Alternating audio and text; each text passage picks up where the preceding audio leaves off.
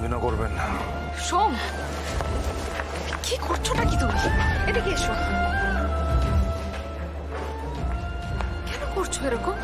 দেখো বাবা তো নিজের দম্ভত নিজের অহংকার ভুলে তোমাকে নিমন্ত্রণ করতে এসেছে, তুমি কেন এরকম করছো বলো তো? তার কারণ আমি এই লোকটাকে বিশ্বাস করি না। এই লোকটা ভালো মানুষ নয়।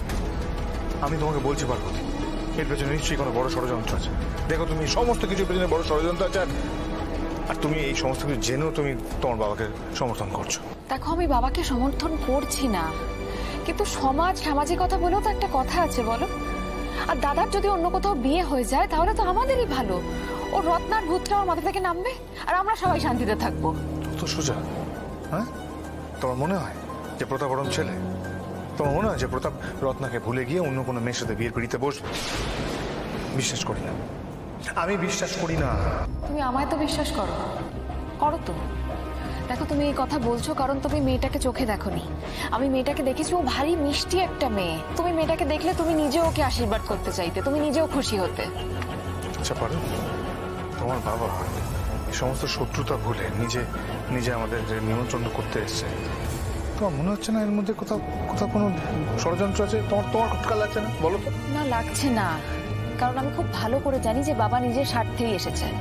তুমি তো ওখানে ছিলে না, আমি ওখানে ছিলাম, ওখানে কি হয়েছে আমি জানি। দেখো 5টা লোক এসেছে, তাদের সামনে কথা উঠেছে যে বাড়ির একমাত্র জামাই যে ভুবনপুরের প্রেসিডেন্ট, সে আসেনি কেন। সোম, এই কথা তো ঠিক যে তুমি ভুবনপুরের প্রেসিডেন্ট, ভুবনপুরের প্রত্যেকটা পরিবারের আপদে বিপদে পাশে থাকার দায়িত্ব নিয়েছো তুমি। রায় পরিবার তো ভুবনপুরের বাইরে নয় সোম। পার্থসারথী রায় তার শত্রুরে কখনো ক্ষমা করে না সোম, তোরাও করবে না। শত্রুরে দমন করতে গেলে আগে তারে বশ করতে হয়, তা সে যেভাবেই হোক। লক্ষ্মী,